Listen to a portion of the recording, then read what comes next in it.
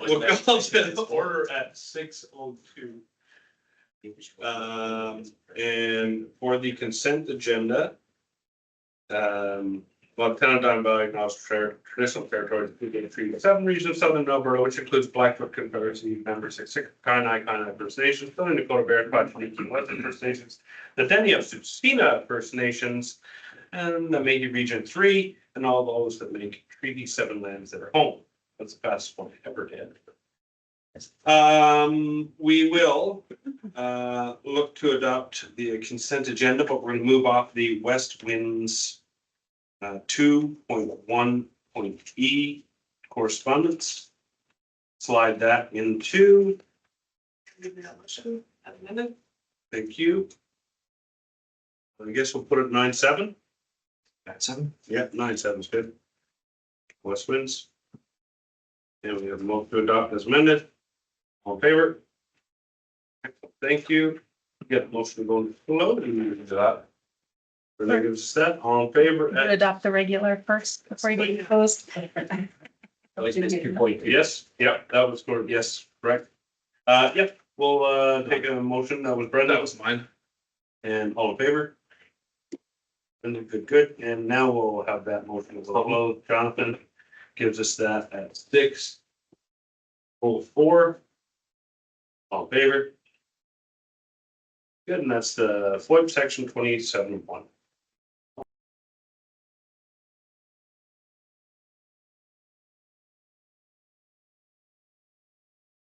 All right, ladies and gentlemen, it is 6:32. And we are going to reconvene our general meeting, business meeting for September 4th, 2024. We started this evening with a closed session at 6:02 under section 27.1. We had a robust listening event that we concluded at 6:28. And we are now reconvening at 6:32. We adopted the agenda with one item from the consent agenda being pulled off under 9.7. And that is the West Winds affordable housing strategy, financial analysis and breakdown and audit financial statement. So that's 9.7. And we will move on through the agenda starting at 5.1 question period. So question period is a 15-minute section of time dedicated to answering questions from citizens. You can phone, call, email, text, talk to a counselor, however you wish to communicate. We will take that question. We will send it to administration for some background info and then we will answer. We have a question this evening from Ms. Jackie Cassidy. And it is: snow clearing could do snow base. Not really a question. No, I'm going right to it. In reference to the handrail over in Black Diamond up by Riverwood that was removed last year by Public Works, how this replacement railing will benefit those of us who used it prior to its removal, given the short run and distance from the pathway. Okay, and number 2 is, how did you know about the relocation of a well-used garbage bin?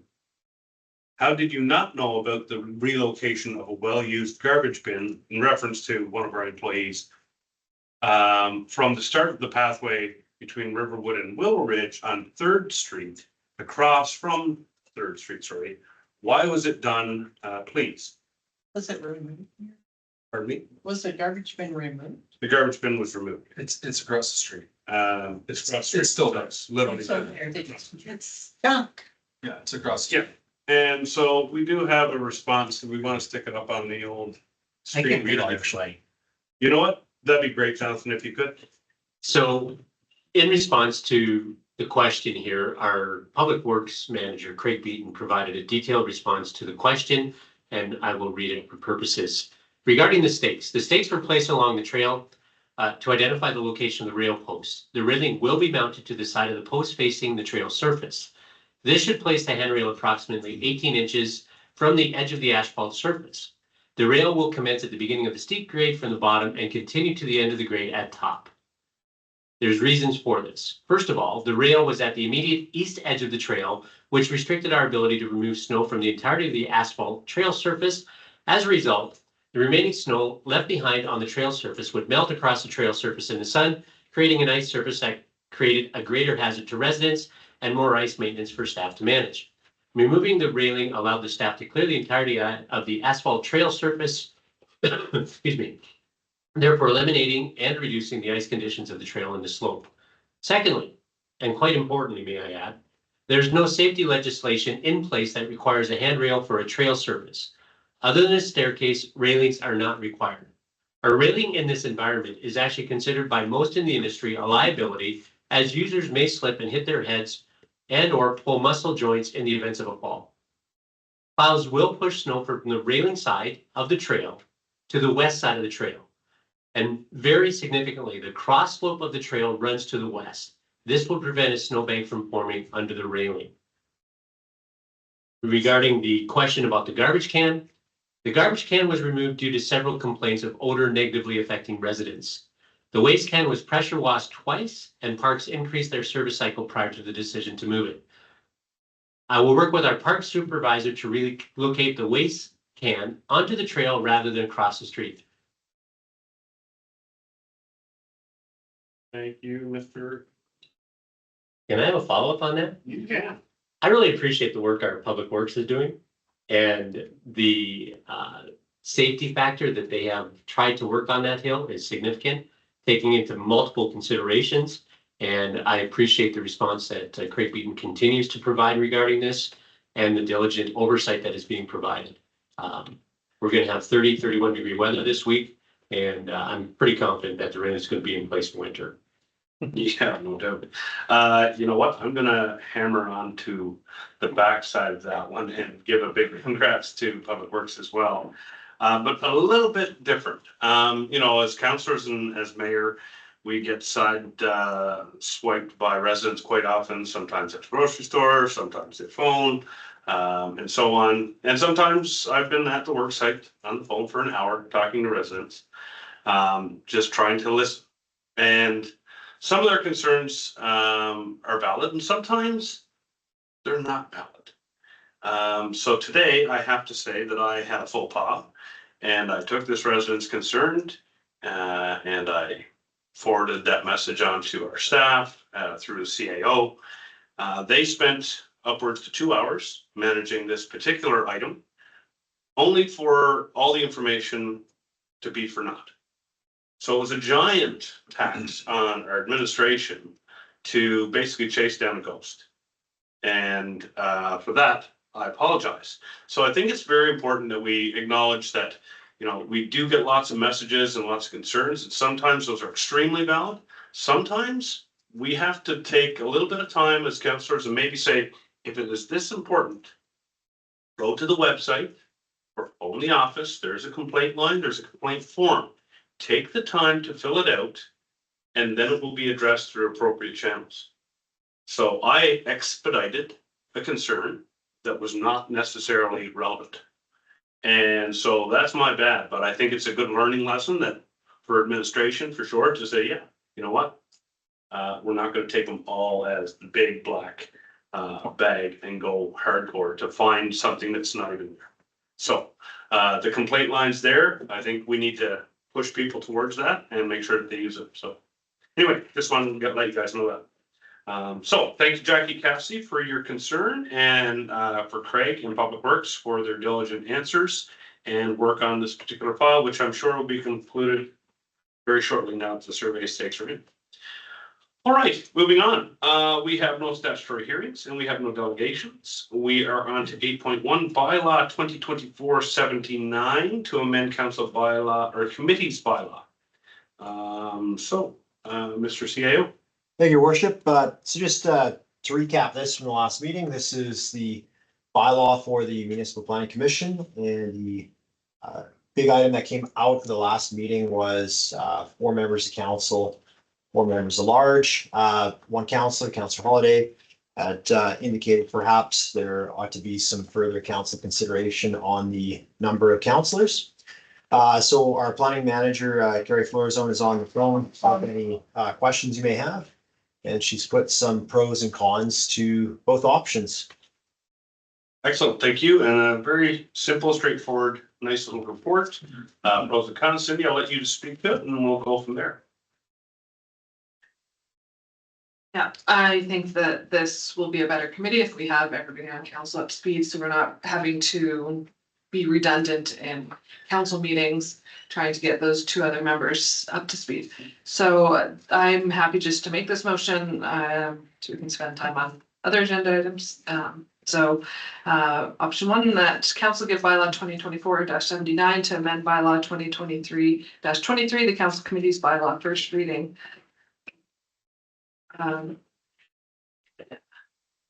Yeah, I'm just wondering if these are supposed to be together, because we're supposed to amend it.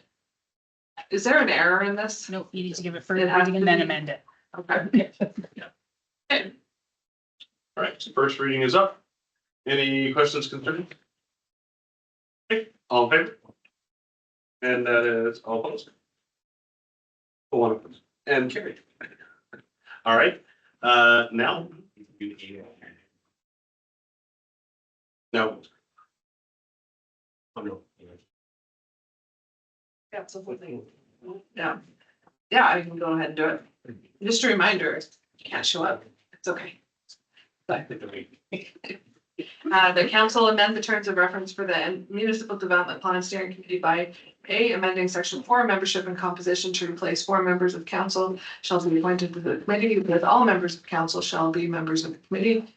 And B, amending section 6, meeting schedule and procedures by replacing a simple majority of appointed members shall constitute a quorum at a committee meeting, with quorum shall be at least 6 members, at least 2 of which must be members at large. All right, thank you. And debate. Heather, if you would, please. I just don't, I think that on this one, it should be the majority be members at large, and not council members. Every committee has to do reporting back to council, and I think this is a big enough file that, and an important enough file. I think that the 4 members of council is enough, and it's intimidating to members at large. And for me, if I was a member at large, and I've got 6 council members sitting there, all 6 of you could just override the members at large, the 4 members at large, so I don't agree with it. Okay, thank you. Hazel? I just have a question. I'm sorry, pardon me. So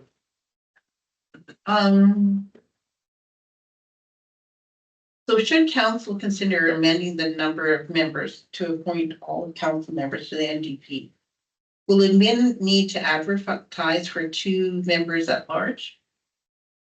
2 additional members at large? No, No, because you have members at 4. large have all been appointed. Unless you want to amend that again, but Yeah, the then terms you of reference were very clear who it would be. just slow it down. Just clarify, if you will, your worship says 4 members, then 4 council. So if you went to 6, you have 6 and 4 is 10, but quorum though, according to this, would still be at least 6 members, with 2 still being members at large. Oh, okay. And how much time do you think members are gonna have to commit to this project? Thanks, your worship. Great question. And please jump in, Ms. Florzone, if you like, but from what we understand right now, it'll be quite extensive. There'll be lots of homework, lots of reading, quite a few meetings. I can't say how much, but maybe if Ms. Florzone's on the phone, she can provide some further context. Good evening, Council. In the kickoff meeting and through the proposal and working with the consultants so far, we're expecting somewhere between 3 to 6 working sessions with the steering committee. In addition to the public engagement portions that are not technically a steering committee meeting, there is expectations that members from the committee not necessarily help out, but rally the cause. The meetings will be working meetings, so as I briefed council through the CAO, the steering committee will have a bit of a meet and greet so that at that first meeting with the consultant, they can hit the ground running. There will be an agenda package in advance, similar to any other committee meeting or council meeting, where you have items you're expected to read, research, come with questions and ideas to move the process forward.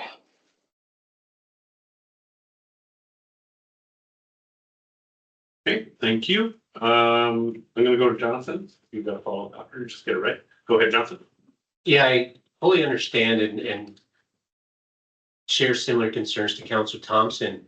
Upon review of the material provided to us by the consultant and their perspective on how the committee actually should have been set up originally, with being a committee of council, I think that would have been very valuable for us to know at the start.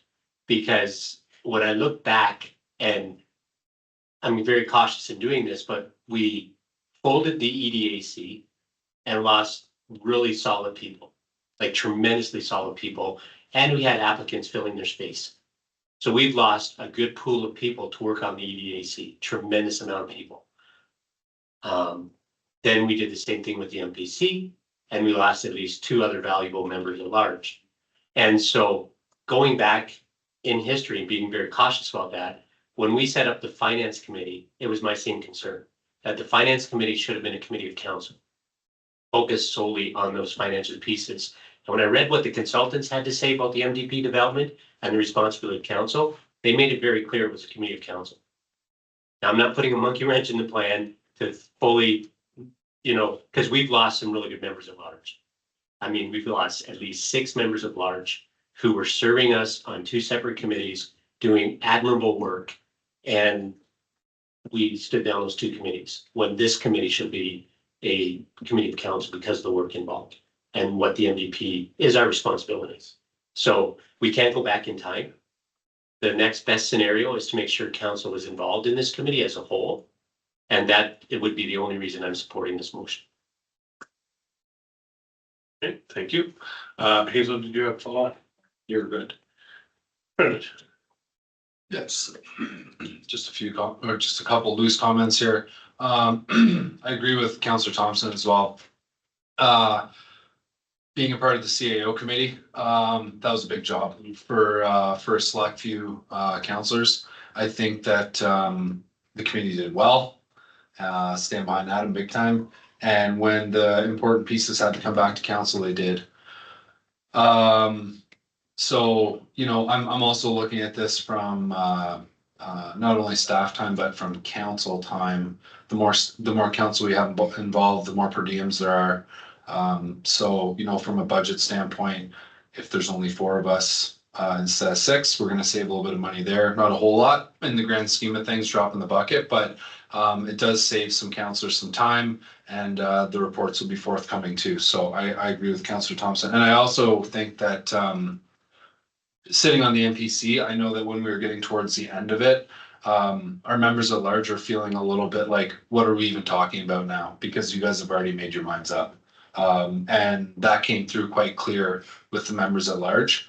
So again, to Councillor Thompson's points about 6 versus 2 or 6 versus 4, there's always going to be that feeling of like, why am I here in a certain sense?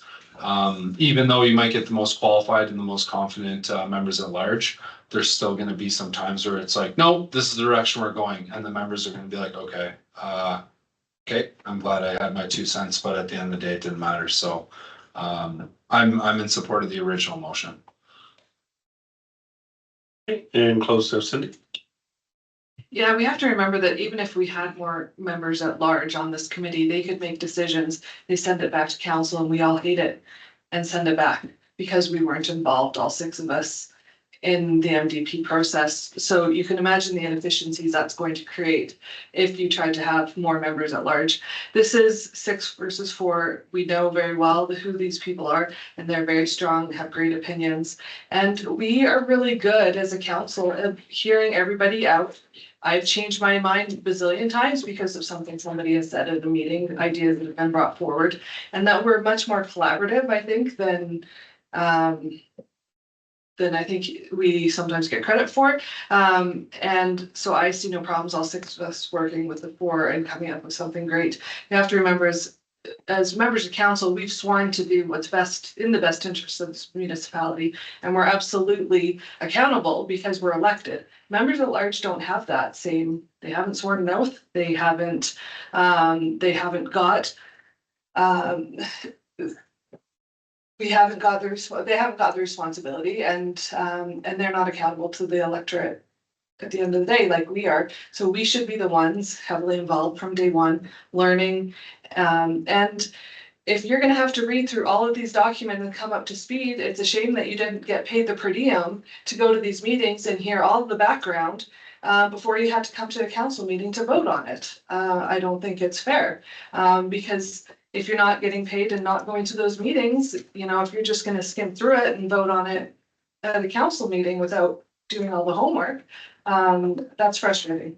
So I think it should be all hands on deck, everyone giving their opinion, 6 of us, and moving this forward as quickly as possible so we can get it done before the election.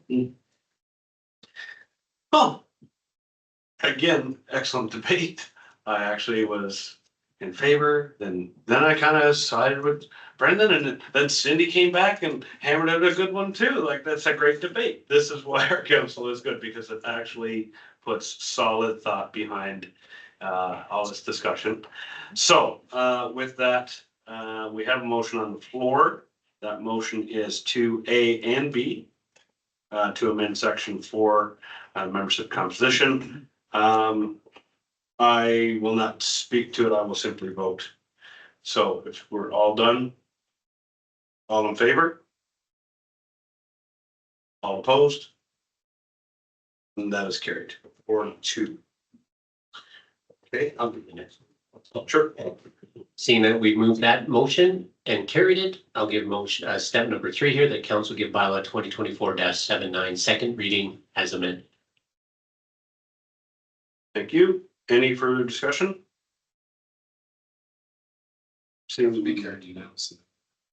Only if we do third. All in favor? All opposed? Thank you. And I would say that we're just gonna let this one slide off until the next meeting at this point. No, let's just do it. We can't hold it up. It's totally up to councilors. If they don't want to attend these meetings, they got appointed to it. That's completely up to them. But let's not stall this decision. Let's just secure for third. If you don't want to show up, don't show up. Has to be unanimous in order to hear. So I will give the council agree to present bylaw 2024-79 for third reading at this meeting. Any further debate? Yeah. For clarity, if Yeah. this doesn't pass, then what? And it goes to the next one. And we're stalling this. Yeah, I don't want to stall this at all. Okay, thank I you. have a bit of a follow-up, and Yes, please. you know, if I can encourage Councillor Thompson, I fully understand your concerns because I share them. But we're at a place now where this is a required document to support our planning team. And so, yeah, I don't want to say the lesser of two evils, but it's really challenging. But once again, Councillor Thompson, I don't want to put any pressure because I want to show that I'm very empathetic. I really understand your concerns because I share them as well. And I want to make sure now, moving forward, that somehow we can make the best of a situation that we may not fully approve of, but work together collaboratively and in support for the community's best interests. We're looking at, I mean, we want this done in basically year September of 2025. I mean, we're taxing administration already with a pretty steep and tight timeline. But I fully support you, Heather. I know where you're coming from. Well said. Much better than I could have put it. That being said, motion is on the floor to present bylaw 2024-79 for third meeting at this meeting. All in favor? Thank you. That is carried unanimously. And I will take Hazel for the final. That council give bylaw 2024-79 to amend bylaw 2023-23, the council committee's bylaw, third and final reading. Thank you. Further debate? Seeing none, all in favor? And all opposed? And that is carried 4-2. Again, I would echo what Councillor Gordon mentioned was this is for the good for the community going forward, and love the fact that we have solid debate and solid points of view clearly defined. So Brendan, great job. Heather, great job. Cindy, great job. Hazel, great job. Calvin, great job. Brendan. So, yeah, like, really appreciate the conversation, Heather and Cindy, your point. It's great to disagree. You know, we made our points known, but in terms of, you know, getting this finished, that's imperative. Like, that's the big picture here. So, yeah, that's all I'm gonna say. Yeah, absolutely. Fantastic. All right, moving on to 8.2, Council 09, sale of municipal land policy. Mr. Davy. Thank you, worship.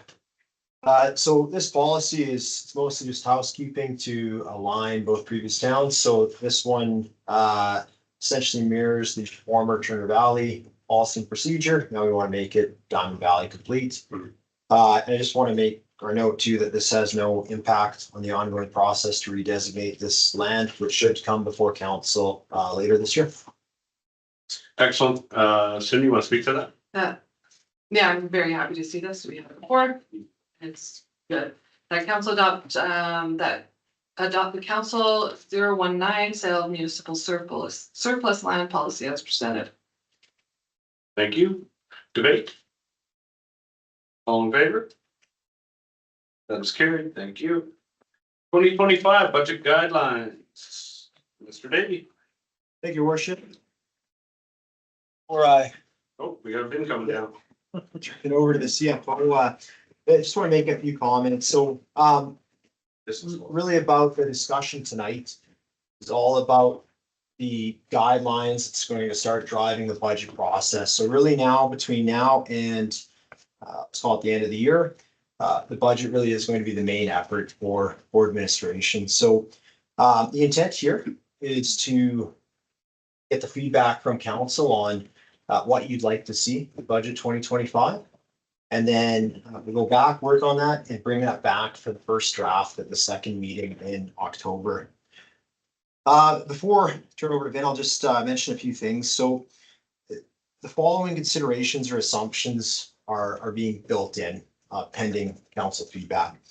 So existing services and service levels, minus the ones that were reduced or removed at the last meeting. And again, we'll have to update on that when all of that is clear as well. What we know right now are increases to operational costs, which include WCB premiums, benefits, utilities, inflation, right? The cost of materials, supplies, basically everything, and the RCMP contract. And Vin will get into some of those. With this, there's no new services or increases to existing service levels as presented. There's no new strategic items or projects currently not included in the strategic plan. So just as a reminder there, main efforts we have for 2025 are, of course, the municipal development plan, the intermunicipal collaboration framework, the arena ice plant replacement, work on asset management planning, and then work on flood mitigation planning. Right now, there's no other major items that are currently budgeted for within this. And again, overall, the continued pursuit of just trying to make the organization more efficient, more cost effective. And then finally, the approach we're trying to take here is one more of a fiscally conservative approach. We fully understand that, we have 4-decade high inflation right now. So really administration is looking at any way possible to minimize those costs. With that, I'll turn it over to Vin. Good evening, Council, through the chair. So this is not a budget, this is the guidelines assumptions. So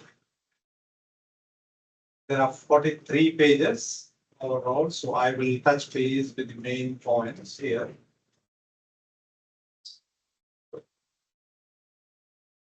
So there are two sections. One is the operating budget section, which is planning financial plan for 2025 to 2028, 1 year budget, 3 year of forecasting, capital budget with 2025 to 2029, 5 years with additional 10 years of capital plan.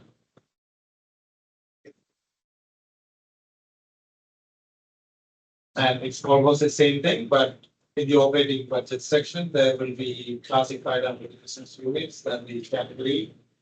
25 and 25, both business unit and category, then 26 to 28, that will be business unit forecasting. Then 26 to 28 again by function.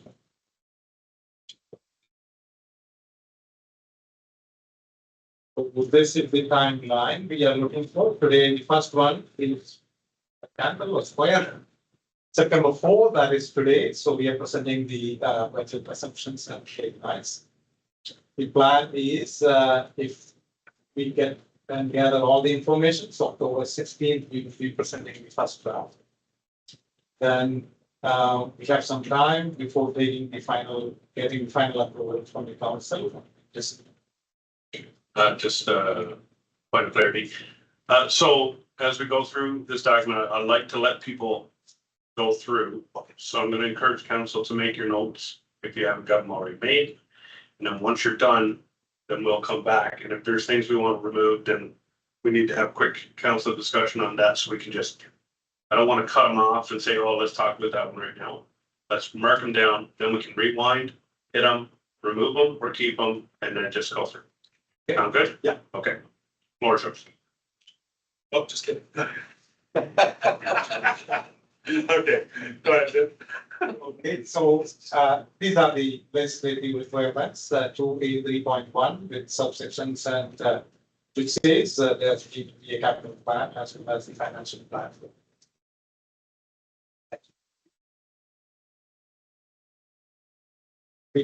These all are the role requirements, the council role, which defines the primary focus is the governance and the policy setting, as well as establishing the programs, service delivery expectations. And with some other points with that, administration's role is responsible for the key components of the budget development process.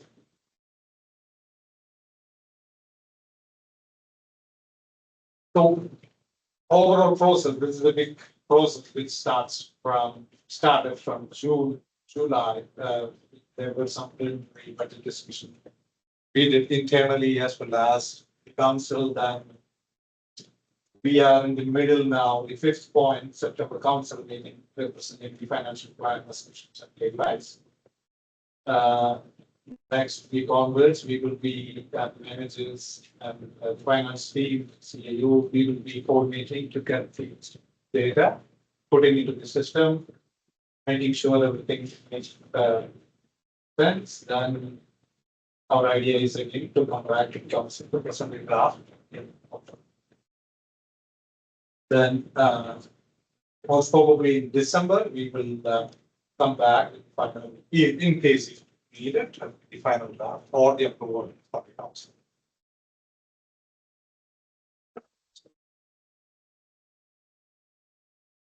So this is the workflow or the process flow looks like that. We align with strategic priorities, then plan with the various business units or departments, then gather the information, prepare the budget, implemented, approval from the council, then go and put it into the reports and report. Next month. So, in order to align with the strategic priorities of the Diamond Valley, we have the 2023-2027 strategic priorities. And the main strategic priorities are service, vitality, adaptability, and experience. We have provided a link to our website for that.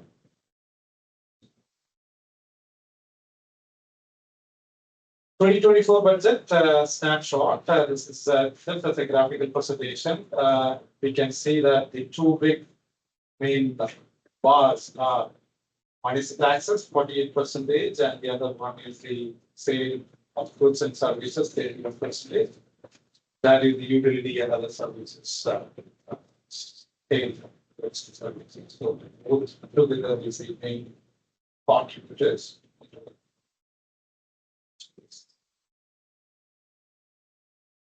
The expenses overview That is, this is again for the, the 2024, which is the running one. Based on that, the big one is the civic operations, which is Craig is sitting here, so that's the biggest one. Then where our tax money goes, so that this is exactly the same thing which we did for the during our tax bylaw presentation time. So that's effective. Next, please.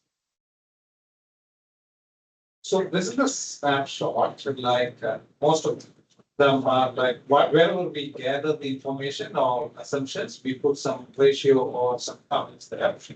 If not, then we will get the information during our budget. So one is the property taxes, obviously it's very, we don't know. RCMPs we know compared to the 2024 budget, there is a 9% plus coming in 2021. Utility, electricity and natural gas, there is an up 2% and 0.8%. Western, if the commission decides to establish, then that will be coming into the Department of Sewage with the town budget.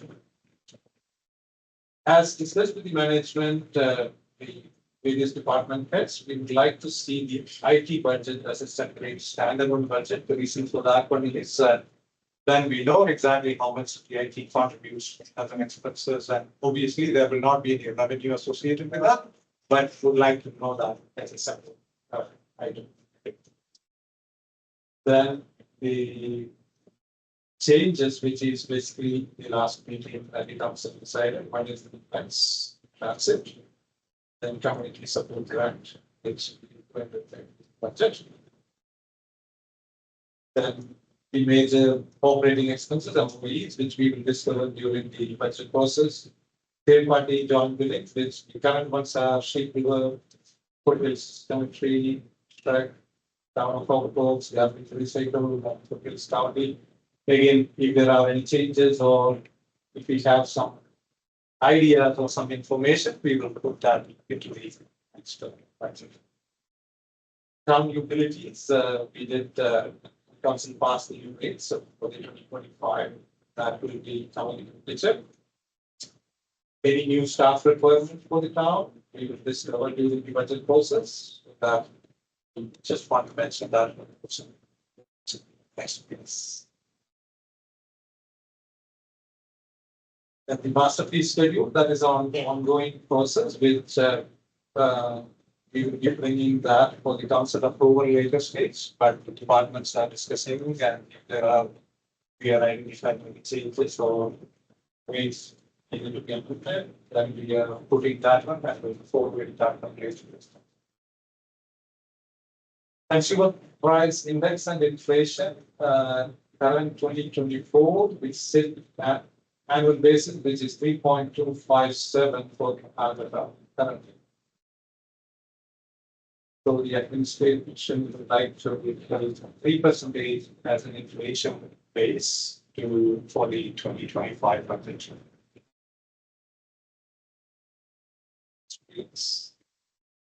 So the salary and wages, this inflation is continuing, so we would like to recommend 3% salary cost of living increase, which would like to give them into the 2025 budget proposal. CPP, so far, we haven't received any notification yet. That will be coming in the last quarter. So, but ESU, that current rate is 5.95. That will be somewhere around 6 or 6.1 or something like that. And if you go down to PI, that is the same thing. Current employer rate, which is the town's contribution, which is 2.32. We expect again, because over the years we are seeing that jump. So that's probably 2.4 or 2.45 or something related to that. WCV, we can see that a big jump from the last year, current year, from 4,110.33, it jumped to 9,471, almost 130%. So that's a huge jump. That is, again, we can't control that. So that's another thing. Next, please. Staff benefit is also seeing an increase. 2024, there were no increase, when we presented the last, budget. But there is, you see, as discussed with the provider, there is an increase, was saying for 16.5% of increase for staff members, which is mainly the dental and the health benefits. The ones which currently I took the rate what we have currently in the file, so which is 0.54 for the kilometer rate, and meat allowance currently is breakfast 24.9, lunch 25.20, dinner 61.85. And it is based on the National Joint Council, the link is provided. Fuel prices, it is in a better stage now compared to the 2024 next decrease. It is coming down a little bit. You will see the graph. So the gas as well as the diesel, which both are a little bit down compared to the 2023 and 2024 prices. Next. We discussed a lot our CMP cost, and yeah, that's coming up next year, wherever that 5,000 plus population is over 5,000. This is a snapshot, it looks like. So if you look the 2025 calendar year, first, second column, 642,525. That is the amount going to be in 2025. If we take the 2025-26 for the whole their fiscal year, then it will be 856,700. The payment structure is going to be quarter 1, 2, 3, 4 based on the equal installment amount of 240,175. And that's the RCOP. Utility rates are going up.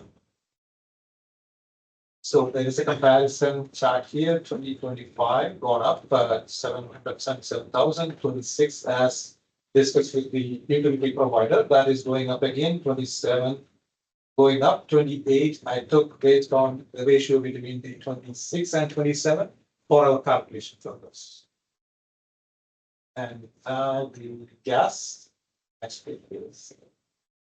This is the graphical analysis they have presented. I put it here for as a to see how that one looks like the breakup of some of the TNT, private cost and extra.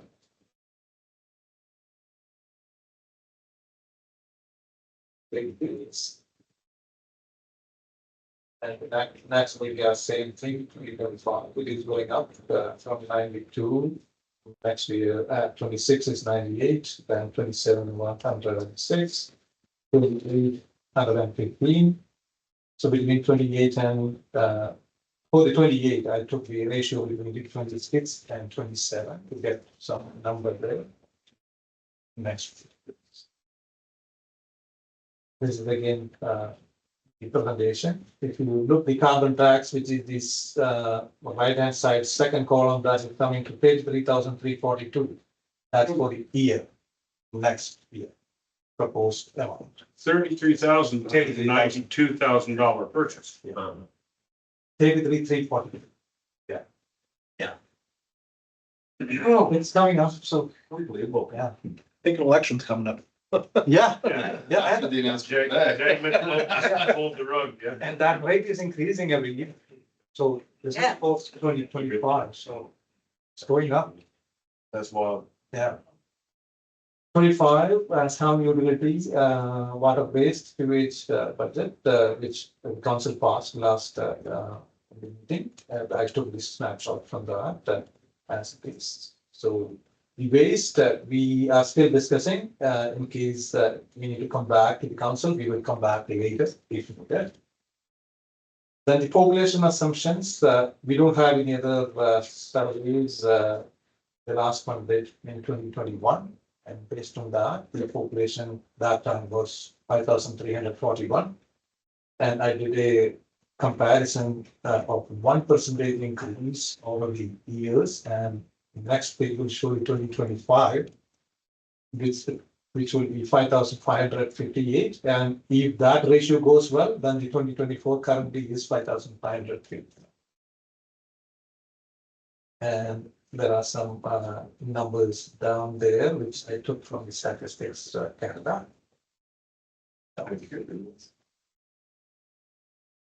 And this, I got it from the planning department. There are some planning and development activities happening in the town, and this is a snapshot of that. The debts and borrowing, the debenture basically, and that's the slab which if we are planning to take some amount from the debenture, then if you look for the comparison, 23 versus 24, 24 is much better. 24, 5 will be better too, but we don't have that number yet. That's assuming. And if we go down a little bit, please. So this is from the auditors. I took as it is. The total debt limit for the town is 22,059,322. That's the total debt limit. And how much we can pay in a year to pay off max, and that one is the debt servicing limit, which is the 3,913,066. The calculation is based on the total revenue times 1.5%, and that's our debt limit. That's fees. Averaging that, yeah. And allocations, internal charges and stuff like that, that we will be doing along with the budget. For example, insurance, telephone cost and all that, we will do either some compare based on the 24 as of, August, and then we will take based on that ratio and put it that number there.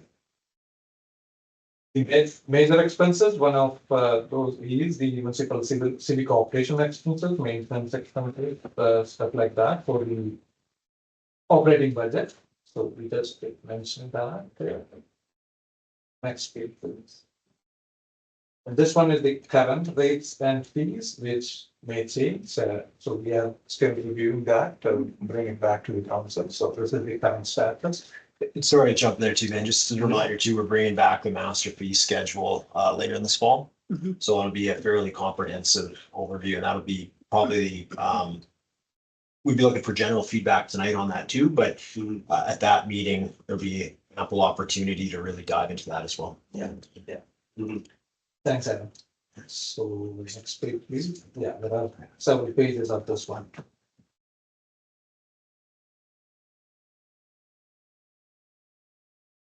The capital budget, taking assumptions, 2025 to 29, 5-year capital budget, capital plan, which is for the 10 years, 25 to 2034. I have put 24 approved capital budget as a sample. Also the PCA landing criteria. That's great. So the administration's role is budget preparation process, then that present to the council for the approval.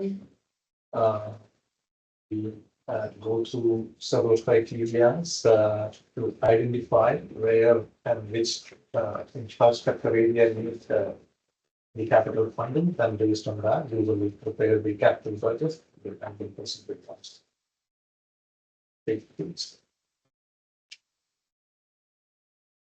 This is some definitions, TCUs, cost, fair value, net book value, useful life, based on capital for planning purpose. Strategic planning. Please. Inflationary assumptions for capital, we are planning for 5%. Then the thresholds for the capital is the land improvement 5,000, building 25,000, engineered structures 25,000, machinery and equipment 5,000, vehicles 5,000.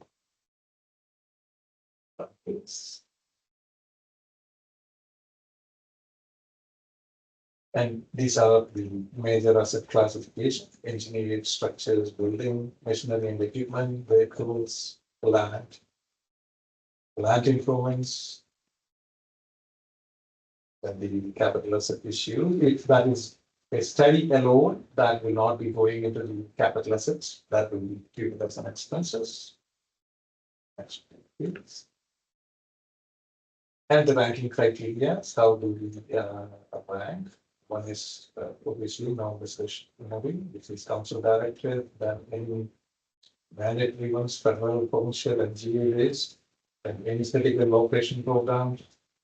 Then again, council approved the discretionary regular ones, not the high priority ones. Then administration recommend that the third one, which is the supporting for the business case, and wherever we are seeing some gaps to fill that infrastructure. Next page, please. Funding options is that the main funding option is obviously the taxes. And then we have some reserve, local employment levy, then the developer fees, then we have the grants. Currently, the main two grants we have, one is the LGF, another one is the CCDF. 2024 allocated LGF was 959,383. CCDF is 411,151. Total roughly for our idea 1.3 million roughly. And these are our usages. And this is the 2020, yeah. 2024 capital budget, which is the ongoing one. The main one here is that road construction, which is 3.2 million, the biggest one. The other one is the regeneration project, which is 903,500, which is still ongoing. You just pause there for a second. Could you put back up one page just to the LGFL? Okay, so we've got 940 and 411. Yeah. And the eligible capital projects include roads, bridges, transit, emergency vehicles, facilities, recreation sports facilities, libraries, public works, cultural community centers, so can use some of that on those facilities. Yeah. Okay. Solid waste management, would West End qualify under that? No, not No. Okay, until it's town owned. Yeah. And we're just to remind folks too that we've already committed approximately $500,000 next year's budget for the ice plant replacement project, which would be for the LGF. So, yeah, we are just tracking down how much, we need for the 2025. So we, Adam and Craig, as well as TJ, we have been discussing and listing our priorities before we make that into the budget. So, yeah, because total we have. So we'll see every breakdown on that next round. Okay, okay, just want to make sure I knew which was. And this is the criteria. The red ones are most critical ones, wherever we are finding which is really, really critical, that will be the red one. The moderate one is the green, and the very low level one is the yellow one. Done here? Yes. That's it. Your worship, I should just jump into on the capital side, committee of the whole next week. As you're kind of looking at a lot of infrastructure, not kind of stuff. So there should be some good opportunity to talk philosophy and kind of long-term vision there as well. Excellent. Yeah, because everything I just saw and reviewed, pretty much I want to see every bit of it. You know, I want to see the numbers associated to, and I think, all council kind of is going to want to get to that level as well, but there's nothing in there that is something that I don't want to see. So council, I would ask you the same question. Is there anything in there that you don't want to waste staff time on? You think we need to say, you know what, we don't need that right now? I think this is the overview that we're used to. Yeah, my only concern was trying to do like your timeline of coming to council meeting October 16th with capital and operating. This is like my 7th year doing this, and I know when you do capital and operating on one night, it's not good decision making, so I don't know if there's ways to separate that, cause I start to glaze over. It's too much. Yeah. So I'd rather one be at like one meeting and one at the other. It's good if we're doing some at committee of the whole, that's great, but I just, yeah, Yeah. it's too many numbers in one night. Yeah. That's my, Yeah, so one Or point. special meetings. Thanks. Yeah. Yeah. So, from the finance point of view, I was just thinking like, it's always better to present the capital budget first. Because the reason is in case if you are going with some debenture, that's going to flow into the operating budget. Mhm. So if you are presenting the operating budget first, then that piece we are removing or we are Yeah. not getting that. So it's always better first, we present the capital budget, finalize that. If we are moving with some debenture stuff or any other Mhm. money, we will then present the operating budget. And then Exactly. we have included and captured all the criteria which we are looking. I would agree with Counselor all day that every time we try and dram it in. So, we can easily call a special for the operating. But let's definitely follow that line of thinking that we start with that capital portion. We're gonna get the Cal meeting on the 10th. We're gonna get some of our information there. That's gonna set the stage. Yeah. And then I think we can probably lock down a special date tonight would be the idea. Cindy? yeah, I'd prefer if we could do a cow in October that's capital. And then be able to pass the capital at the October 16th kind of thing, and then do a cow again in November, just operating, and then be able to pass it at council meeting. I like having the discussion better at a cow meeting where we're more informal and it's the only thing on the agenda. It's just done way better, and so then when it does come to council, it just goes smoothly. So that's what I would, that's the time, that's how I like it best. So just like relay that back, your worship. So, yeah, October we'll have committee of the whole, capital. The next meeting could be a special, just next council, we talk capital council, check, and then move to November. Committee of the whole for operating, and then special or next council. Okay. I think that will work fine, and it gives us September for absorption of all the Yeah. little Yeah, things that are gonna come yeah. down, yeah. Well, if we actually hit those timelines in that order, that would be the most effective budget we've ever done. So let's see if we can do that. Does that create any issue, just curious from a management perspective, is that just gonna create, that only leaves. So we're only presenting one draft to you guys, and if you don't like it, we're now into 2025 without an operating budget. We still have December. One special meeting. Yeah. Yeah, special meetings and December meetings. Right. As long as you're willing. 31. As long as you're willing, yeah. We have passed it before the last meeting in December. Yeah. It happens, Yeah. so. Heather, go ahead. PJ sweating over Yeah. I don't think you guys are ever a one-time shot guy. Never, right? I just have a few comments, Ben, if you don't mind. Yeah. Through the CAO. Through the mayor. Through the mayor, through the CAO to Ben. Just for public perception, franchise fees. Yeah. I've been seeing some, discussions on social media regarding franchise fees and, how different communities, perception is they're hidden in your budget. And I know that our franchise fees have always been noted in our budget, so I just want the public to know that, you know, it's not, franchise fees aren't hidden in Diamond Valley's budget. They are there, it's clear. But I do have a question.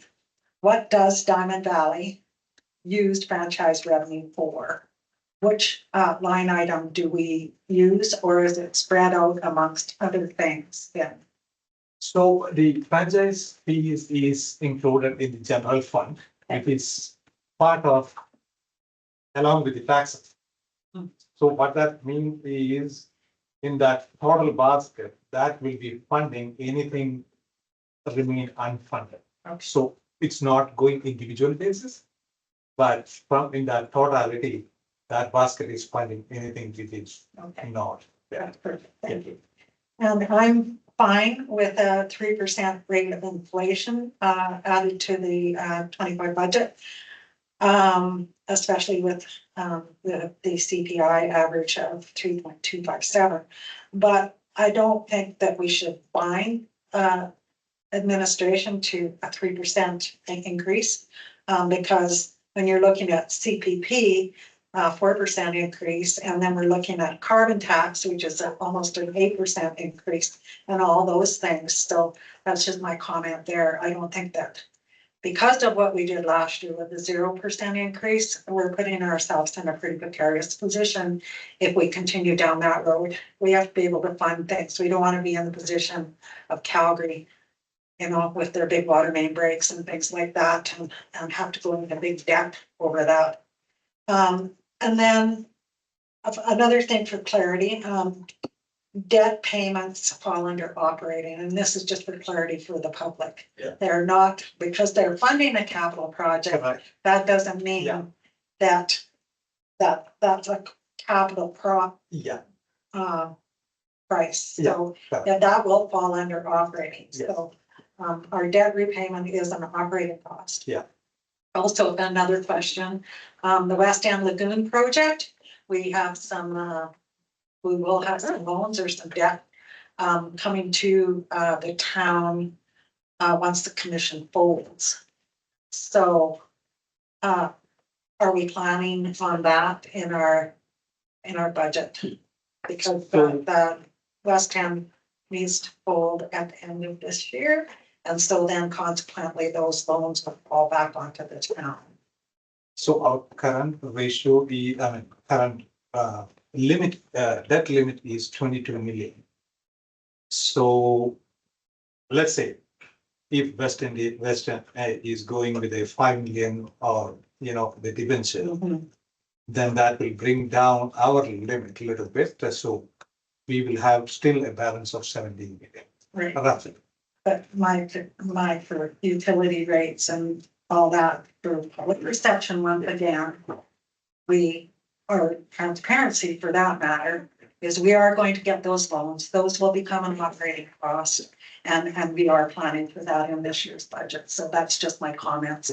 Thanks very much, Ben. It was a really great presentation. I really appreciate all the work that you put into it. And I'm looking forward to moving into this budget season. Yeah. Sorry, Hazel first, then Cindy. And on the LGF, that's more on a sliding scale, dependent on the Alberta government reserves. Yeah. So this year we have 9. 39,000. Yeah. We may not have that in 2026. Right? No. Yeah. we don't. Yeah, yeah. okay. And that's one of the reasons because I put that number because to compare what we are getting in 2024, just for our planning purpose, in case, it can fluctuate too. So currently we are getting 939,383. So it's. I guess again, that's just maybe for, any of our folks that are listening in. Yeah. And you also talked about WCP, WCP, Yeah. premiums. Yeah. They doubled. It is, it's not only double, it's 130%. Oh, So, when will you know what our premiums are gonna be? so Because they could double again. yeah, so normally we are getting that message from WCB in the first quarter. So we will not be seeing anything in this year at all. We will be getting in, let's say, between January to March. Oh, okay, okay. And then my last question is on the carbon tax. Does the town receive any rebate on that? But my is, I don't think so. Yeah, I don't think so. Yeah, because that got it introduced in the fee. And yeah, it started going up. Municipalities are getting, Yeah. that's just more or less this gas tax. Yeah. Okay, okay, that sounds good. Thank you.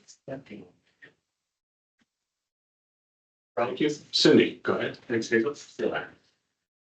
Yeah, a few questions. So piggybacking on the WCB, was that because is that everywhere that's getting that, or is that because things are going wrong in our municipality? I think they hadn't really increased anything in 2023, so 2024, then they picked to get that increase, and we don't see a very high, anticipate a high increase in 2025 compared to that 130% increase in 2024.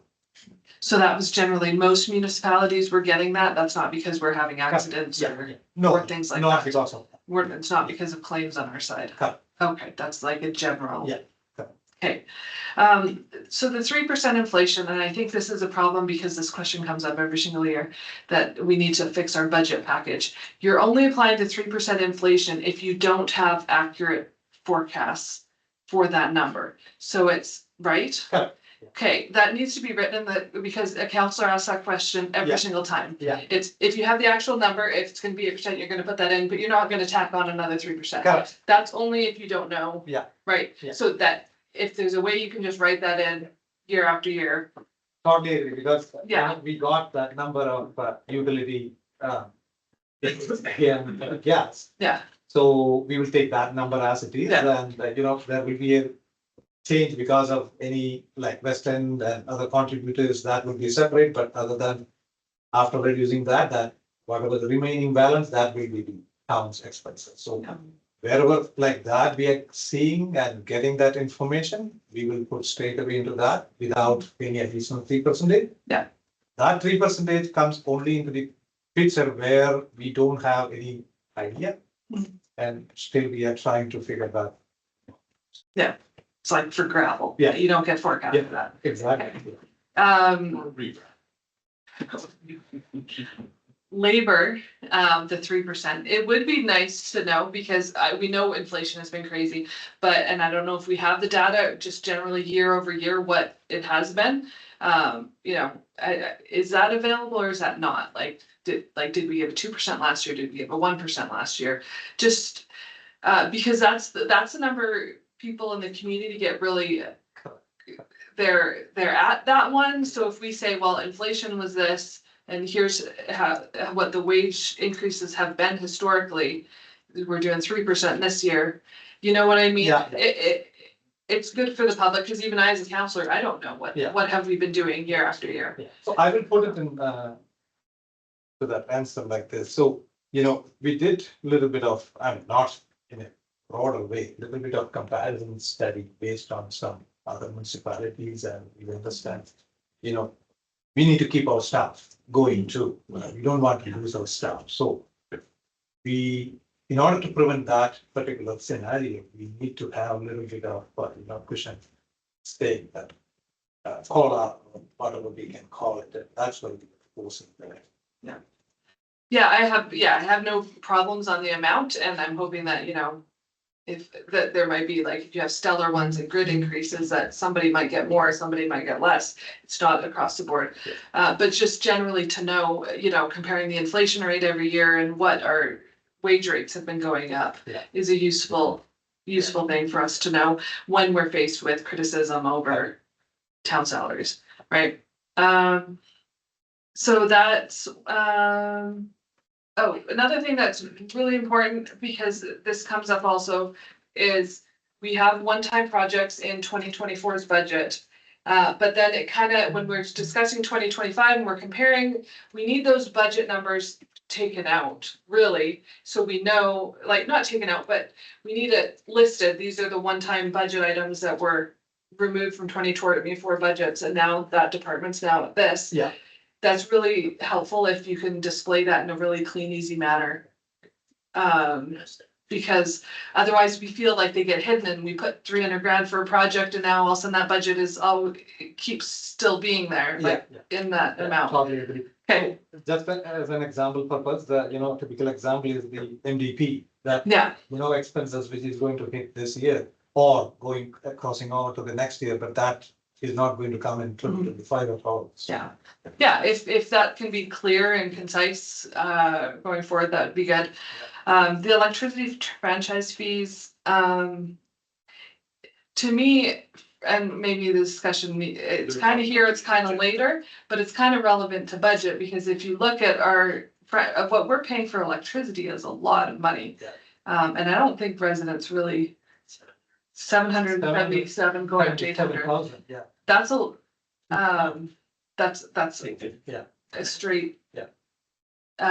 Versus the amount we're collecting in franchise fees. Correct. Because to me, philosophically, it makes sense that your franchise fees should be paying towards the electricity of this, that the town is using, right? Running the streetlights. And we're nowhere close, and even if we went up to the 20%, I don't know if we'd be there. But because of the sentiment that that's hidden and not well communicated. Yeah. I don't know what to do there, other than just leave it alone, but I just wanted to mention it. Yeah, correct. That, to me, I think those should be tied together. But I don't know if we wanna, if now is the time to pull that Band-Aid and have that. I don't know. It's But coming up on the yeah, agenda. You're gonna we'll talk vote on about that it. shortly. Yeah, but it would be a way to solve some things, revenue shortfalls, yeah. All right. So I think the big number crunching discussion is yet to come, for sure. Great points, though. Things to think about. So we're gonna say goodbye to you. And we're gonna move on to the agenda unless you wanna clue us off. Are we gonna talk more about the staffing thing at a later date? Because we did just go through the amalgamation, if I may. Oh, yes, absolutely. Through the amalgamation, we did bring a lot of salaries up because there was some discrepancies on each side. So I think that, like Cindy just said, that 3%, although we'd all like to see it, I don't think it's something that we would use across the board. You know, someone may have just gotten a 10% raise in the last year because of the discrepancy one way or the other. So I think we'll probably have to have a more wholesome conversation about that. Yeah, your worship, if I may, we can, bring that one, into close perhaps on the, operating session. All in favor of the 3%. Like, I mean, 100%, our staff employees deserve it. We can't fight inflation. And we want to keep them, like Vin said. It's only fair to make sure that we continue at the bare, well, to some extent, the bare minimum, but I think that there does need to be a reflection on for potentially what's happened in the last 16, 18 months in terms of staffing with pay. Absolutely. Can't afford not to. Okay, all right, thank you, Ben. Thank you. Appreciate it. Thanks, Vin. April, any last comment? Enjoy your holiday. Yeah, thank you. Oh, yeah, that's right, you're getting away for a bit. Good for you. Come on. Hazel got one last comment, then we're moving on the agenda. It's very impressive to see these building permits at $5 million. Yes. Wow, that is absolutely wonderful. Is that on track to say like almost be 10 million at the end of the year? Yeah. But I mean, that $5 million is very impressive. Yeah. Is that more That's the than, value. yeah, But more, it's big. yeah, more than in 2023? Oh, yes. Yes. Wonderful. Yeah. That's good to see. Oh, the farming department. And, you worked with the RFP. Yeah, so yeah, we sure. just make a motion to you. Yeah, absolutely. Okay, I'll get a motion on that, guys. To accept this presented, where are we at? Board. Thank you. Going home? Thanks. The council will direct administration to prepare budget 2025 in accordance with the 2025 budget guidelines document for council consideration at the upcoming fall budget meetings. With those very slight adjustments. I like Cindy's comment about having them at two different things. Yeah, definitely. That's, note that. Indeed. All right, all in favor? And that's carried unanimous, thank you. Moving on to Diamond Valley Municipal Signage. I shall hand it off to Adam, and I'm sure he's gonna hand it off to Chris, so. Thanks, your worship. Okay, thanks. Mr. Beaton. You're gonna build these in the garage, is that my understanding? All right, you're gonna build these in the garage, is that my understanding? Go ahead. Yes. Oh, feel that, yeah, I know. All right, go ahead. All right, good evening. So with respect to the Diamond Valley municipal signage, we're almost 2 years into Diamond Valley. We still post or advertise individual towns, as Turner Valley, Diamond Valley, or Black Diamonds, and our municipal office is still Black Diamond. In May, we tried to, we tendered out a project scope for placement of the municipal signage, and we got a large response from that tender posting. The problem is we had quite the range in cost, anything from the lowest being around $130,000 for some very basic options, all the way up to 250 plus. And that wasn't even with a finished design concept, that was just them coming to work with us. So with that said, we entered into this with a budget of $80,000. We really didn't really have much to go through this project. With confidence that we would end up with a product that's ready. So I reached out to these bidders, these contractors, and we canceled the tender because we're so far away from being able to give anyone an answer. So in fairness to the contractors, we appreciated their input and assistance, and we trusted it. Some back and forth with our CAO Baby and one other manager. Pick this back and forth, and we kind of kicked it back to basics. We've already invested a lot of money and time into our branding for Diamond Valley itself. So we took that branding package, we kind of scoured it, took a look at what was presented. There were some interesting options to look at in our branding guidelines, and we just kind of took it from there. And we took from a bare bones, we just said back to the garage, and we threw some ideas on a board and talked to a local contractor and asked what this might look like doing it in-house. And so at the time that I created this report, I didn't have all the draft drawings. I now have a few additional drawings. But basically, we just took our brand guideline, the Town of Diamond Valley logo, and we just kind of put it together as you see it. The latest revision that we've done, let's come up to the board here. This now has the full word incorporated 2023. And down here, we've actually got the full word incorporated in these corners versus the INC. I really like the acknowledgement of those two. Yeah. I love that. Yeah. And then there's some shadowing on the mountain just to make it pop big a little bit. So that's the real big change. The municipal office sign, same rough idea, except we're removing the incorporated portions, and we're just indicating it as municipal office with the address. We feel This would be the towns or signs coming into town. these would be coming into town, absolutely. Yeah, fine. So that would be the three signs, that would be the east, the south, and the north.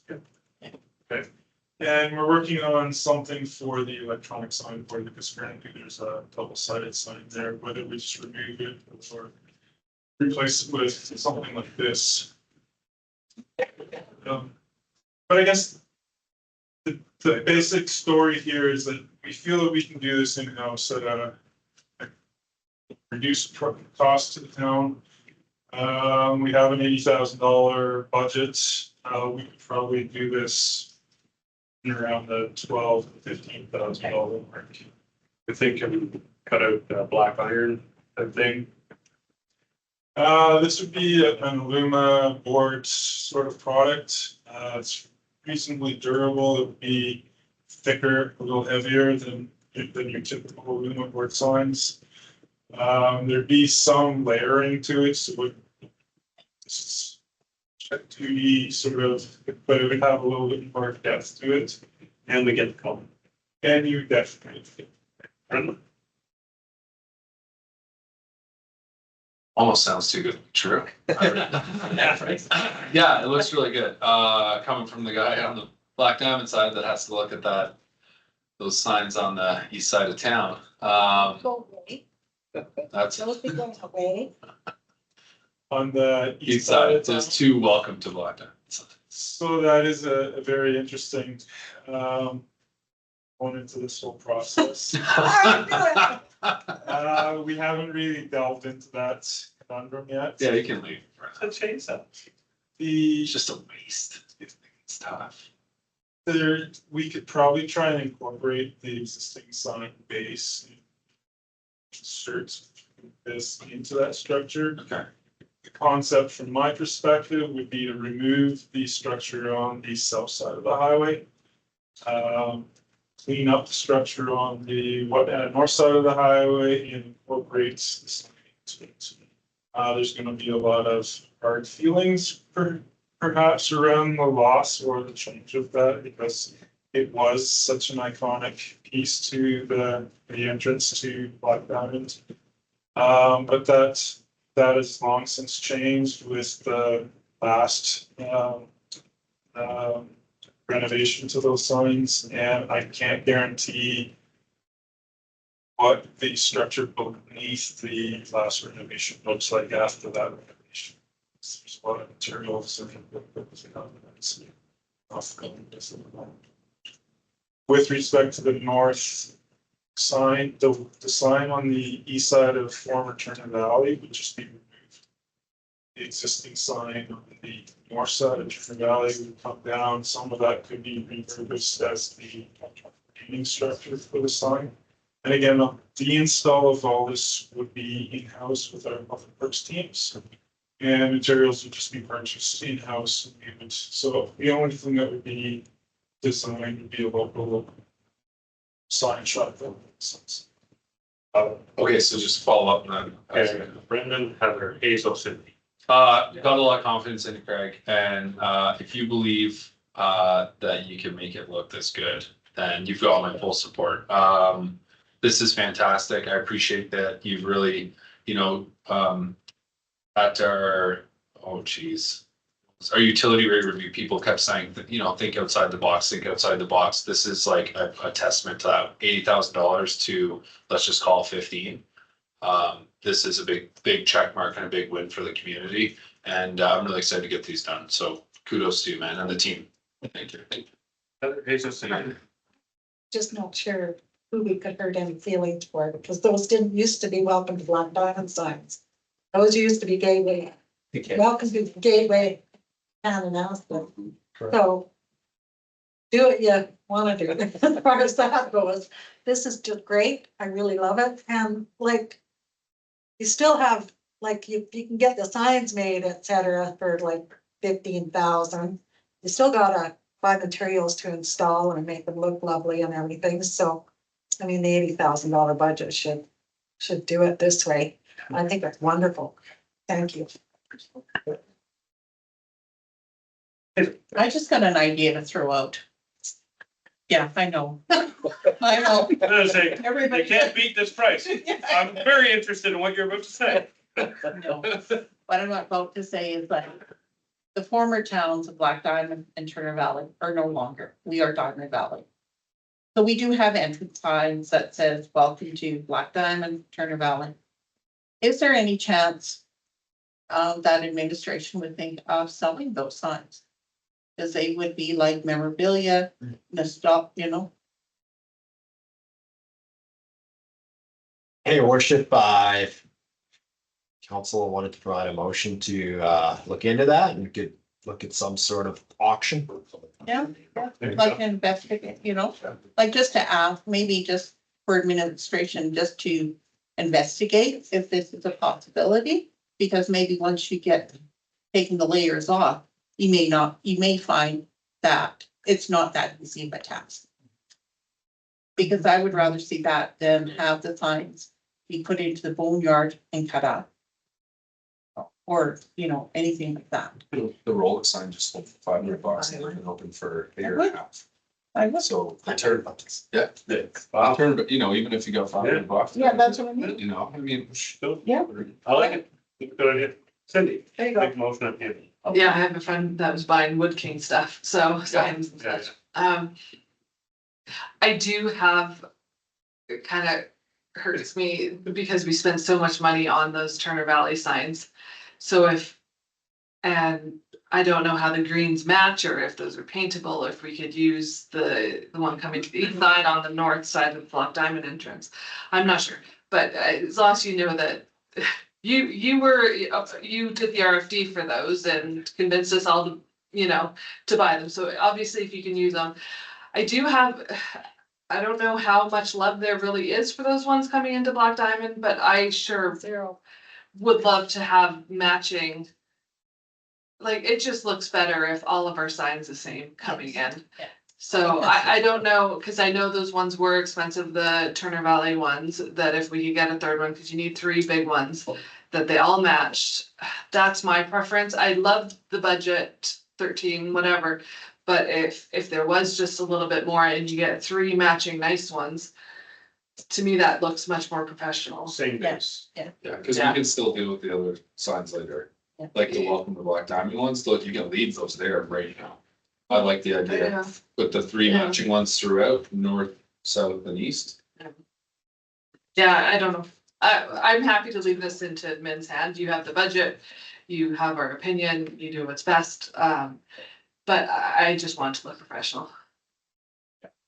And to me, matching, it looks consistent and Yeah. professional. Agree. Yeah, I agree. Yeah. Brent, Jonathan, Yeah, wrap it up here. The one suggestion I would have for the digital sign, where it says back to nature or whatever, if that piece was removable, just putting the orange logo over top, no words, because it's internal, that would probably look pretty good and Yeah. match the rustic look there. Yeah, and if I may add, there is a conversation I had with our sign guy about even using that as a wayfinding opportunity. 100%. Point to, so that was something that he was going to mock up for me as well. Cool. Yeah, I was thinking of bringing the wayfinding into it, so I'm glad you did. Yeah. I would really love to explore that a little bit more. Back in the day when we were putting our wayfinding here in our area, I put a couple posts on Facebook that were similar to what actually Okotoks actually adopted, because it looks kind of good for our community. So Yeah. not saying Okotoks stole my idea, but maybe. But we've got room in the budget. So if you want to bring something back to us on what wayfinding would look like, I don't know if the rest of council would think that would be. Well, exactly, right? I mean, if we've got it in budget, I'd like to save the money, but if we can capitalize on that and put in some really nice wayfinding. I mean, how many times we get asked, where's a dog park in the Turner Valley side, and where's that new park that's by the river? I keep hearing about it. So if we can take advantage of it, let's move forward. You bet. Okay, last thing. We're talking about the electric sign just across from Esso. the digital, Yeah, the library wants one of those. Yes. So, well, if the town has one, I'm sure there could be a conversation if we're gonna take that one down. No, we're not gonna take that. Oh, we're not taking it down. No, just Oh, my Just a apologies. sign. Oh, adjacent to it. No. My apologies. Okay. I thought you guys were gonna remove the whole sign. I was like, talk to the library. Yeah, okay, so I'm gonna give the motion and I'm gonna ask Cindy for clarity at the end. The council direct administration to proceed with the design and installation of the municipal sign project as outlined. Do you want 3 identical signs in there or just as outlined? They got the message. They got the message. You're okay with, you got it? Okay. As presented then. All in favor? That's carried. Hazel, secondary motion. That council direct administration to look at, to investigate, if the entrance signs, both communities, former communities, I should say, can be salvaged and then have them auctioned off. They're gonna sell. Yeah, I think they're gonna sell. yeah. They will definitely sell. We already got a place in my yard. My husband's taken down. We got a reserve bid. We have a reserve bid, folks. Do I have to remind you of the unsightly bylaw? Let that be the, Yeah. welcome to Turner Valley Incorporated. I'll let Vernon get that written down first. We'll I just do vote. really like though that both communities have been, Oh, yeah. That's really good. Yeah. yeah, Really good. really, really awesome. So there was a Facebook post 6 months back where somebody like, oh, they didn't want to lose those ones on the east side of Like town. that the community. So I did a quick artwork on that and posted it. That showed with that, just in the middle, putting the town of Diamond Valley, 2023, and then bottom corner, just like this. And I don't know, 75 people were like, so Yeah. that's Yeah. gonna hit the note. People want those things. Okay, auction motion is up. All in favor? Yeah. And that's great. Thank you. All right, Echo Gas, can I get a motion for, the franchise fee, please? I can give that. Yep, go ahead, Sid. Yeah, the council agreed to maintain the current ATCO franchise fee rate of 15% for 25. Thank you. Discussion. Cindy, you had a very good point. Oh, earlier. yeah, that was electricity. This is gas. We're actually making more on franchise fees than we're spending in gas. So General taxation of we're goods. just gonna, Yeah. it'll subsidize the electric. Hazel? What, so in 2023, we received 364,000. In 2025, it's, forecasted 237,000. That's like over $100,000 difference. That's right. I know it's based on consumers' consumption and weather. There's actually even that 364 is actually a typo, and our actual is 413,646. It's even bigger gap. So, to give you an example, so yeah, last year's budget, so ATCO had forecast us getting 259,887. And we actually got 413,646. Budget 2024, we had 222,202. And as of August 31st, so we still have 4 or 5 months left to go, we're already at 223. Okay. So they're very conservative estimates, so expect to actually get pretty sizable surplus, but we just can't budget for that. Yeah, well, it depends on cold winters. Yeah. Right. And last year was pretty good snow. Yeah, and even speaking to Cindy's point there, between the two, based on what we just saw in our budget assumptions, our electricity costs to run town facilities and our gas costs calculated together or added together is 869,622. So speaking of what Heather mentioned earlier, we're very transparent about what it actually costs the town and then what the franchise fees collect in that. And in a perfect world, what Cindy indicated, that should be revenue neutral Could be. if we could ever get there. And it's always a challenge because I've read the same post that Cindy's referencing. Some people want 0% franchise fees and everything rolled into the property taxes. I prefer the franchise fees going directly to the town facilities directly related to that. So I think we're really close with that balance when you calculate what these two are receiving, but there's still a bit of a deficit. So, but I'm not advocating for an increase. I think if we hold steady, we're good. Yeah, absolutely. All in favor? Thank you, that's carried. I'll take motion for Fortis Electric Distribution franchise fee. I can give you that one. The council agrees to maintain the current Fortis franchise fee rate of 10% for 2025. Thank you, and these are holding the rates steady, traditional for the last 3 years, I think maybe even more once we blended them. I think we took one from Black Diamond side, one from Turner Valley, and we said we'll keep them right there. So there's a master fee schedule attached in the agenda that shows all of the communities, and some are upwards of 20, some are as low as 0. Most of them are mid-range. So, no further debate. I will call the question. All in favor? Thank you. That's carried. Do we know how many we're gonna receive this? Yep, go ahead. Adam, in our budget, can we just have those compared side by side as just part of the budget package? What we're expecting in franchise fees? And what our gas and electric are? Because I really do think that those should be related. I know that we're putting it into general operating. But really going forward, that should be the philosophy in my mind. So to have it in the budget package, it just lets, it's good education for future counselors. Absolutely. Thank you. Downtown Valley, we have some library board member appointments to make here. Miss Hazel Martin, would you like to speak to any of these, or shall we just go straight to motions? The one thing I would, let's go to motions. And then I would like to ask administration to send Les Antioch a letter thanking him for his years of service, because he was on our board for 8 or 9 years. That is not one of our motions here, so. And we can add it to that. Yeah. Let's do our number one, then get our appointments up, and then I'd love it if you'd actually kind of just speak to some of those members that have resigned.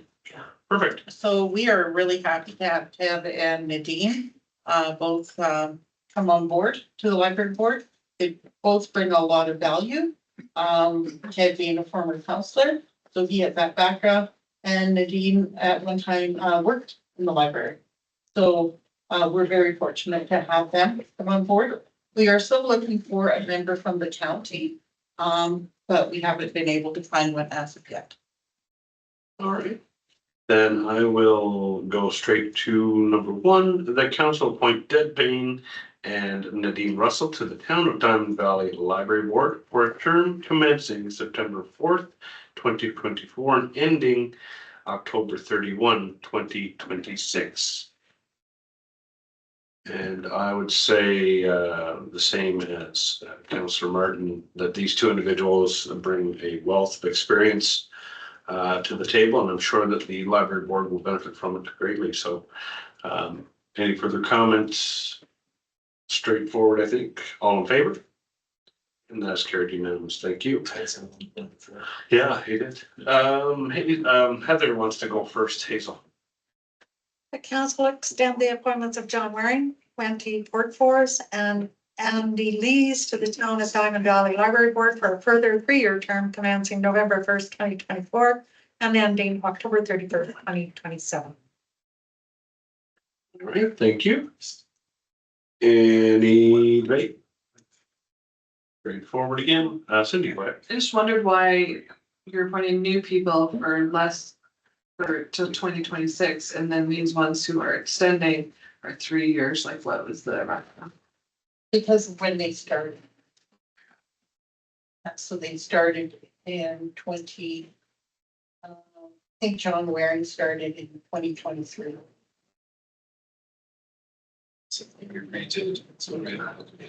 Yeah.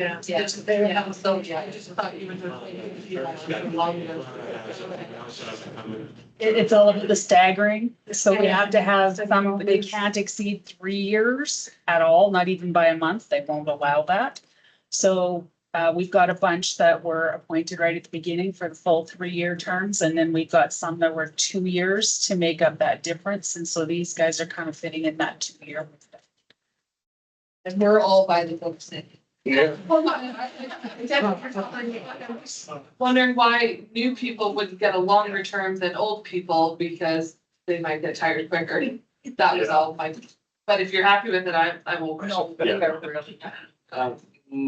I'm totally fine with this. My question though, just to write on the back of that, I believe you can only serve 2 terms as well. Is that correct? Yeah, unless your board gives you that extension, and that's what less than going. Okay, excellent. All right, no further, all in favor? And that is carried. Okay. Yeah, thank you, John. That council accepts the resignation of Les Antonov from the town of Diamond Valley Library Board and have a letter sent. Here a letter thanking him for his years of service. Thank you. All in favor? That's carried. Thank you. Proclamation welcoming week, September 13th, 2022. Give us that. That council proclaimed September 13th to 22nd, 2024 as welcoming week in the town of Diamond Valley. Thank you. I'm just gonna find it here. It's one on the back here. Read the end. Yes, please. You mean the now therefore? Yes, please. Oh, that's not. They didn't tell me this. No, I gotta do this. Our town's success depends on ensuring that all residents of Diamond Valley feel very welcome. Today, new residents are a vital part of our community, bringing fresh perspectives and new ideas, starting businesses and contributing to the vibrant diversity of all that value. This week, we honor the spirit of unity that brings neighbors together across the town of Diamond Valley. During welcoming week, I invite all residents of Diamond Valley to join this movement of communities nationwide and worldwide by renewing our commitment to our core values and taking action in the spirit of welcoming. By working together, we can achieve greater prosperity and make Diamond Valley the kind of place where diverse people from around the world feel valued and want to put down roots and want to be put down. That was a good one. Regardless of where we are born or what we look like, we are residents united in our efforts to build a stronger Diamond Valley by recognizing the contributions that we all make to create a vibrant culture and growing economy. We make our community more prosperous and more inclusive to all who call it home. Let us come together to build community where every resident has the opportunity to contribute to their best. Let us come together to create more prosperous communities and to reaffirm that the town of Diamond Valley is a welcoming community. Now, therefore, I, Mayor Barry Crane, by virtue of the authority vested in me by the laws of Diamond Valley, do hereby proclaim the week of September 13, 2024, welcoming week. I call upon the people of Diamond Valley to join together and build stronger communities across our town. There you go. And signed. That was in 11 years the most chill proclamation ever. I like how you guys are like, just read the last paragraph. We're done. You got this. All right, we're administrative inquiries. Westwinds. Oh, Westwinds 927. We pulled that off. That's right. Sorry, guys. Good catch. Good catch. Good catch. Sorry, it's right. You wrote it right there. Go ahead. Yeah. What do you guys want to know? I'd like to know about Hazel. the, Oh. High Country. Country Lodge. Yes. And the future of the living center. Okay, so, we know about the housing report that was released a couple of years ago, which we've been, that's come across the table a couple of times. Westwinds recognizes there's a huge need not only for affordable housing, but also senior living. That also came across a couple weeks ago, maybe a month has passed since we talked about the land designation. That was a bit of a touchy subject with the Lions Club. So we know that there's a need in the community for more diverse living. And so it's been a priority of Westwinds for the last 2 years. High Country Lodge is getting to its expiration, and it's in need of a massive renovation. But we keep going back and forth as a committee of whether or not we're gonna do a renovation or a tear down and a rebuild. So the rationale here is where we currently stand is to get the plot of land behind Glenmead 3 designated because it's currently the province's. So we're trying to get the land from the province. And then working out a blueprint as to what that looks like. Because it's a new build, there's some potential to partner with AHS because it's right next to the hospital. Maybe look at a higher level of care for some of the lower level facilities. But then above that, also have some subsidized living for seniors. In our last strategic plan, we debated back and forth because High Country needs a new roof, and some of the units are not as accessible up to the current standards as the new builds, like the ones that are going into Okotoks, so barrier free.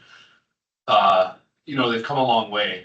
Even in the last 10 years, people with wheelchairs now, for example, there's cabinets that would sit above the stove that you can pull a lever and like the whole cabinet will come down to chest height so that they're able to access plates, cups, food, anything like that. So those are some of the barrier-free options that we're exploring.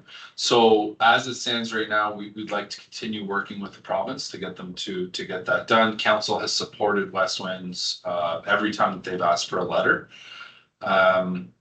Lorraine, the CAO, has always wanted to come here and do a presentation. She welcomes it. I think she was here, I don't know if she came last year or if it was 2 years ago. Yeah, it may have been 2 years ago. So that's just a nod of a cap from council for her to come and give us a more formal update where we stand. The plan was to proceed this fall into early next year and look at more of a blueprint, but there was a private donor that came to the town of Okotoks, and it was a substantial amount of money. And it's public, it's in the realm of $2 million, and West Winds was able to push ahead on a project that we were looking originally at 26-27 for. So that's kind of where it stands right now. They've been moving ahead. The gentleman's name is Walter.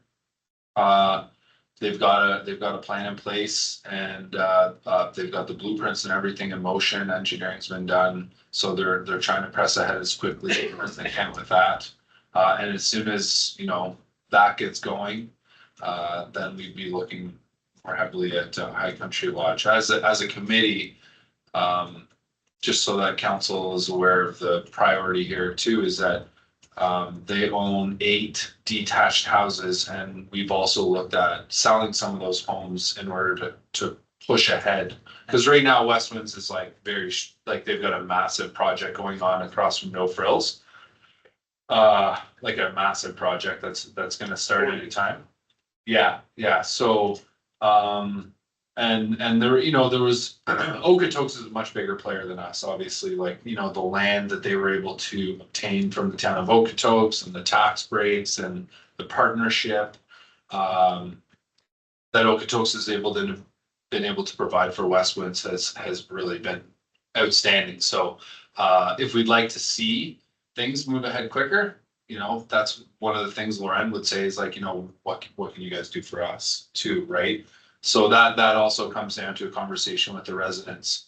Do we have money to put in? Because it's hundreds of thousands of dollars. It's not a small amount of money. I think the cost estimate for the project was somewhere in the 10 million, and I think the responsibility of the town is 5%. You can do some quick math there. It's $500,000. So that comes down to us, right? So, and Lauren and I have had those conversations, and she says, just invite me anytime. And I'm like, I know what happens when you invite me. So, yeah. Does that include a donation of land? That be included or on top of $500,000? That'd be on top of the Lanza provinces. No, I mean, if we have a piece of land that we could donate. Cash comes on top too. Well, if we told the province we wanted the land. No. Oh, sorry. If the town had a piece of land Yes, that could be made available to West End to build a facility on. Yeah. Could that donation be considered the 5%? I believe so. Yes, I believe so. I'd have to fact check with the CAO, but to my understanding, it's 5%, and it's whether it's cash or land. So, and there was a piece of property over here that they had been talking to the former town of Turner Valley about, somewhere over by Sunset, I believe. But that's since coming on too. So, Yeah, that's kind of where we're at. I'm looking forward to meeting with them at the end of the month, and so I'll ask them any other questions about where we're standing from the strategic standpoint, but I'm sure they'll have a big update for us from the donor and stuff and hope to us. Would you be fine with putting a motion out that we invite her into a future meeting? She's always welcome to come. It just depends when you guys want Usually to. come to budget time. Used to always come to, Fair Valley budget. Yeah. So. We did for Black Diamond as well. And the other thing we might need more clarity on too is how this new bill affects taxes, because we haven't talked too much about that. On the bill 20. Yes, because there's gonna be some trade-off there. So it's different. Well, on one hand, you're sitting there and it's like, wow, this is so great for us. And then on the other hand, you're as a counselor, the members at large are like, yay. And then as a counselor, you're sitting there and you're like, oh, it's not so great for our taxpayers We because don't pay tax. Westlands, They don't pay taxes. It's on the affordable housing. Is that We not? pay them requisition. yeah. Yeah. Yeah, it moves from one basket to the other and then it eventually goes, the province figures it out at the end and they're the ones that benefit from it, from my understanding, so. Yeah, so, but, how about I meet at the end of the month? And then I'll ask Lauren when she can come in, and then if we can find a lighter agenda, maybe for a delegation, we certainly want her. And if we have good information that we're looking at. Yeah. Yeah. So that's it for West. Excellent. Thank you. Yeah, no problem. All right, thank you. We have nothing left on the agenda. Ernest. Since we pulled that off of consent, could I actually have a motion to accept their financial statements? Oh, yes, indeed. Brent? The council accept Westman's financial statements as presented. Thank you. All in favor?